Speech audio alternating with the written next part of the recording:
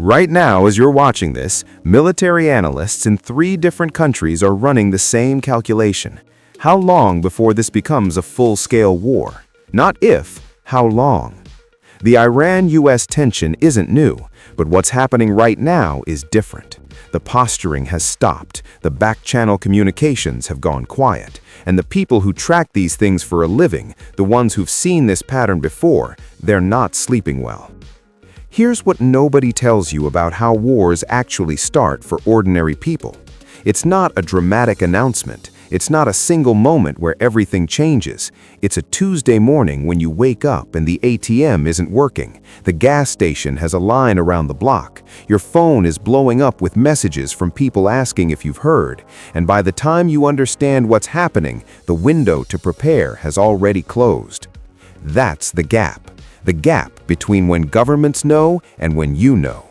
That gap has historically been between 48 and 72 hours, sometimes less. And in that window, most people do nothing because they're waiting for certainty that never comes until it's too late. Today, I'm going to close that gap for you. 5 things, concrete, actionable, the exact things that separate the people who make it through from the people who didn't see it coming. Stay until number 3, because number 3 is the decision that has to be made before anything happens, and once things start, it's already too late to make it. Thing 1, water. Every survival guide starts here, and most people read it, nod, and do nothing. So let's make this real. When conflict escalates to the point of infrastructure disruption, and in a US-Iran scenario, that happens fast because Iran's asymmetric warfare doctrine specifically targets energy and water infrastructure. The municipal water supply becomes unreliable within hours, not days, hours. The mechanism is simple. Water treatment facilities run on electricity. Pumping stations run on electricity. The moment the grid becomes unstable, whether from direct attack, cyber attack, or the cascading failures that happen when a power grid loses major nodes, water pressure drops, treatment stops, what comes out of your tap becomes a question mark. FEMA's official recommendation is 1 gallon per person per day. That is the absolute survival floor. That is the number where you are alive but not functioning. For actual human operation, cooking, basic hygiene, wound cleaning, which matters enormously in a crisis, you need 3 gallons per person per day minimum. Do the math for your household right now. 3 gallons per person per day for 14 days, which is the minimum planning window for a serious disruption. That's 42 gallons per person. For a family of 4, that's 168 gallons. Most people have 0 stored. Here's how you fix this today. First, fill everything, every pot, every bottle, every bathtub. Do it now before you need it, because once an emergency is declared, the first thing people do is run to fill containers and the water pressure drops from demand alone. Second, get a water bob. It's a food-grade plastic bladder that sits in a standard bathtub and holds 100 gallons. It costs under $30. It takes 5 minutes to set up. It will outlast every other preparation you make if water becomes the crisis. Third, and this is the step that most people skip entirely, filtration. Because stored water runs out, but water doesn't disappear from the environment. It becomes contaminated. A rife straw filters up to 1,000 gallons of contaminated water. A Sawyer squeeze filter lasts even longer. These are under $30 each. They turn a dirty puddle into drinkable water. In a prolonged conflict, this is not a nice-to-have. It is the difference between making it and not making it. The people who survive water crises aren't the ones who had the most stored. They're the ones who could treat what they found. Thing 2. Power. The grid goes down. This is not speculation. This is documented history in every modern conflict. Ukraine 2022. Within weeks of the invasion, Russia was targeting power infrastructure specifically and systematically. Gaza, power cut within days. Syria, rolling blackouts became permanent outages across entire regions. In a US-Iran escalation scenario, the threat to power infrastructure is not conventional bombing, it's cyber. Iran has one of the most capable offensive cyber programs in the world. They've already demonstrated the ability to penetrate U.S. industrial control systems. A coordinated attack on regional power grids is not a hypothetical. It is a named, documented threat that U.S. Homeland Security has issued warnings about repeatedly. What does no power actually mean for your life? Let's be specific. Your phone dies in 24 hours. Your refrigerator fails in 4 hours. Everything inside is a countdown clock. Your heating or cooling stops immediately. If you're on well water, your pump stops. If you're on city water, see Block 1. Every medical device in your home that runs on electricity stops, and your access to information, news, emergency broadcasts, contact with family goes to zero unless you've prepared for it. Here's the preparation stack, in order of priority. First, an emergency radio, hand crank or solar powered, not your phone, not a smart speaker, an actual standalone AM/FM NOAA weather radio that operates completely independently of the grid and the internet. This is your lifeline to official emergency broadcasts when everything else is dark. Cost, under $40. Second, a high-capacity power bank, minimum 20,000 mAh. This charges your phone approximately 4 to 6 times, depending on your device, enough to maintain communication for several days if you're disciplined about usage. Keep it charged. Keep it next to your bed. Cost, under $50. Third, lighting. Headlamp with extra batteries, multiple candles, a lighter that isn't dependent on butane pressure in cold weather. This sounds basic because it is basic, but in a real power outage, people who don't have dedicated lighting make bad decisions in the dark. Fourth, and this is the one that separates short-term survival from extended survival, a portable solar panel, 20 to 50 watts, enough to charge your power bank, your radio, your essential devices continuously as long as there's daylight. If the grid is down for 2 weeks, which in a serious conflict is entirely possible, this is what keeps you connected and functional while everyone around you is running out of battery and options.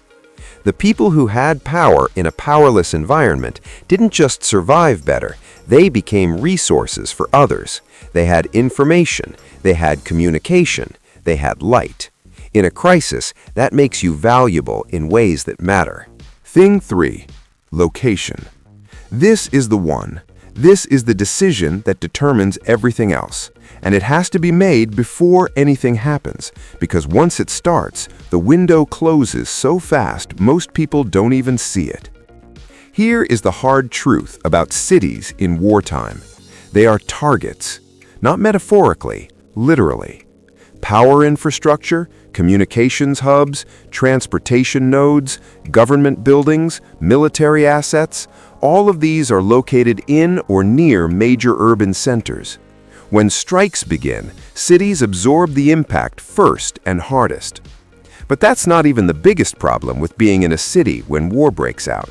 The biggest problem is the other people. A city of 1 million people has maybe 72 hours of food in its supply chain at any given moment. When that supply chain breaks, and in a serious conflict it breaks fast, 1 million people are suddenly competing for the same resources. Stores are emptied in hours, gas stations run dry, pharmacies are cleared out, and the social fabric that normally keeps people from taking what isn't theirs starts to fray in ways that are deeply predictable and deeply dangerous. The answer is distance, getting out.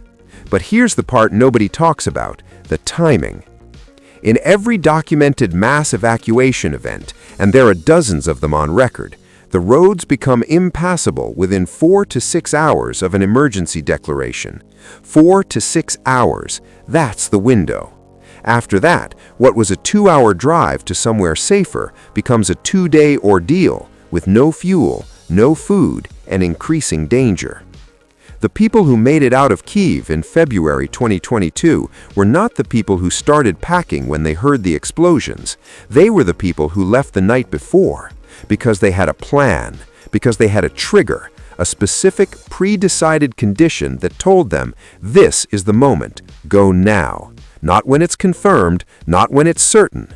When the specific thing I decided to watch for happens, I go. You need that trigger. Right now, today, you need to decide, what is the thing I will see or hear that tells me it's time to leave? Not a vague feeling, not when things get bad, a specific observable event. When that happens, you go. No debate, no waiting for more information. You also need a destination, not somewhere outside the city, a specific address, a place you've been, a place where you have some relationship, family, friends, a property. 100 to 200 kilometers from major urban centers, far enough to be outside the primary impact zone, close enough to reach on a single tank of gas. And you need a route, a primary route and a backup route that doesn't use the same roads, mapped in advance, noted on paper, not just in your phone, because your phone may not work. This is not paranoia. This is what the people at the top of every government's continuity planning documents do for themselves and their families as a matter of standard procedure. They have locations, they have routes, they have triggers. The only difference between them and you is that they wrote it down. Thing 4. Medicine. Hospitals will be overwhelmed. This happens in every conflict without exception. Within 72 hours of serious escalation, emergency rooms are beyond capacity. Within a week, supply chains for medications and medical equipment are disrupted. Within 2 weeks, in a serious conflict, entire hospital systems become non-functional. What this means for you is not abstract. It means the heart medication your father takes every day may not be available. It means the infection that would normally be treated with a short course of antibiotics becomes life-threatening. It means a wound that any emergency room would handle in 20 minutes can kill you if you can't get there. You do not need to become a paramedic. You need to be able to handle the most common, most survivable emergencies until professional help is reachable. The core kit. A tourniquet. The CAT tourniquet is the standard. It's what military medics use. It costs around $30. An Israeli bandage for wound compression. Quick clot gauze for bleeding that won't stop. Nitrile gloves, multiple pairs. Antiseptic, betadine or similar. Ibuprofen and acetaminophen in quantity. A CPR mask. An oral rehydration solution. This treats dehydration from diarrhea, which kills more people in crisis situations than most people realize. And antibiotics. This one requires a conversation with your doctor. In many countries, antibiotics require a prescription. Have that conversation now. Explain that you are building an emergency preparedness kit.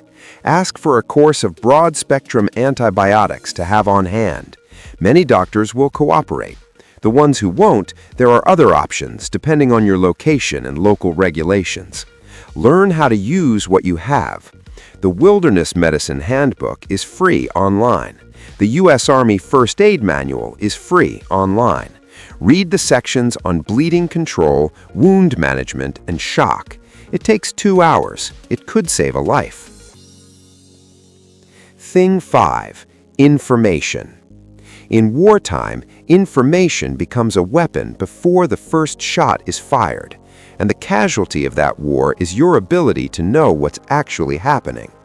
Governments control narratives. This is not conspiracy. This is documented standard wartime communication strategy employed by every government, including the ones you trust. Information that causes panic gets suppressed. Information that maintains order gets amplified. The picture you receive through official channels is managed. Social media is worse. In a crisis, disinformation spreads 6 times faster than accurate information. This is not an estimate, it's a measured figure from MIT research on information propagation. False reports of attacks, false casualty numbers, fabricated orders and instructions, all of these flood every platform within hours of a crisis beginning. People make life-altering decisions based on things that are simply not true. Your defense against this is not finding better sources. Your defense is a system. First, identify your trusted sources now, before a crisis. Official government emergency management channels, local emergency services, established international news organizations with long track records. Know which radio frequencies carry emergency broadcasts in your region. Second, apply a 24-hour rule to any information that changes your behavior. If a report is telling you to do something dramatic, evacuate, shelter in place, avoid a specific area, wait 24 hours and see if it's confirmed by multiple independent sources before acting on it. Panic decisions made on false information kill people. Third, keep a written log. Date, time, source, information. In a rapidly changing situation, your written record becomes your most reliable orientation tool. It shows you what you knew, when you knew it, and where it came from. It lets you track which sources proved accurate and which didn't. The people who navigate crises successfully are not the ones with the most information. They're the ones with the most accurate information and the discipline to act on it clearly. 5 things: water, power, location, medicine, information. None of this is complicated. None of this is expensive. All of it requires doing it before you need it. The gap between the people who make it through and the people who don't is almost never resources. It's almost always timing. The ones who prepared when it was easy. The ones who made decisions when there was still time to make them. You have that time right now. If this gave you something to think about, subscribe. Next week, we're going deep on the 72-hour bag, not the generic lists you find everywhere online, the actual itemized loadout, weight by weight, based on real after-action reports from people who had to use theirs. Stay prepared, stay alive.